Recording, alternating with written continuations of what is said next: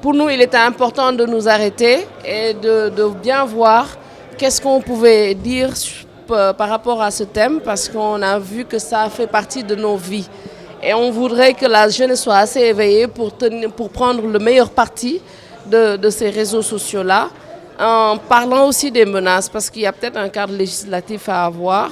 Nous avons voulu que la jeunesse soit assez consciente qu'avec les réseaux sociaux, il y a une ouverture sur toutes les informations et il faut prendre ces opportunités-là, en profiter pour se mettre à niveau pour l'éducation, en profiter pour avoir une éducation virtuelle parfois, l'information, la recherche, et que ces réseaux sociaux peuvent être donnent la possibilité de nouveaux métiers.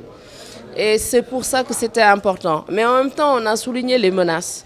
Les menaces parce qu'avec cette virtualité-là, on a la vie privée qui peut être sur la place publique. Il faut faire très attention quant à l'usage aussi des réseaux sociaux parce qu'il ne faut pas avoir des addictions, éviter d'avoir ces addictions-là et surtout continuer à vivre et ne pas vivre seulement autour de son smartphone.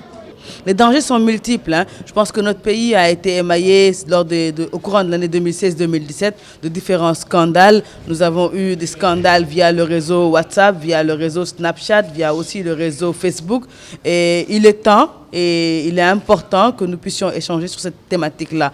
Comme je le disais ce matin, le code pénal a changé. Aujourd'hui, nous avons vu nos consoeurs être arrêtés sur cette base du code pénal par rapport à l'utilisation d'Internet et cette nouvelle dimension et ces nouveaux médiums aujourd'hui sont présents dans le nouveau code pénal sénégalais. Et pourtant, les gens ne sont pas au courant.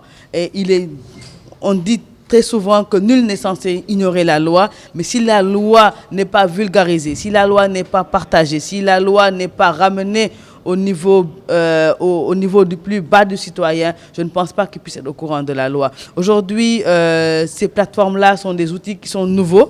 Notre population, si je me rappelle, on a actuellement les chiffres qui ont été donnés lors de la journée de l'alphabétisme.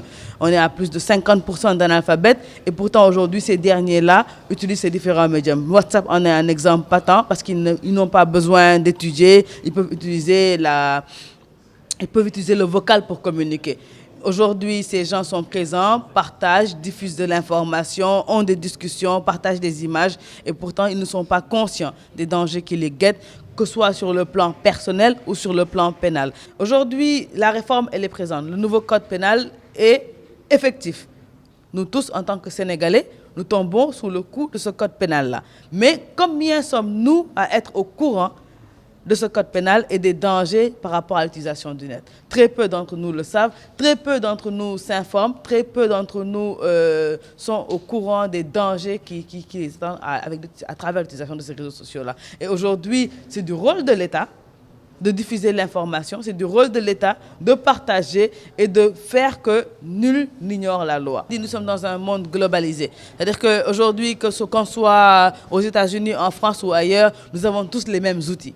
Les mêmes outils, nous ne sommes pas forcément soumis aux mêmes codes, ni soumis aux mêmes lois.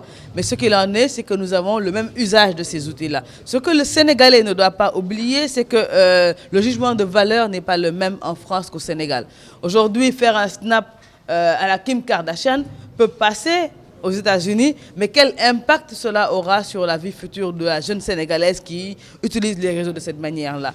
Pour 2 milliards de personnes qui se connectent, pour 2 milliards de personnes qui vont poster des choses, ce ne sont pas des individus qui le font, ce sont vraiment des machines et des logiciels.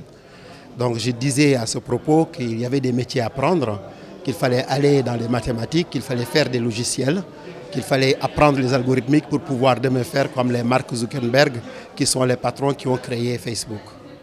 Les réseaux sociaux sont là, les réseaux sociaux vont être là.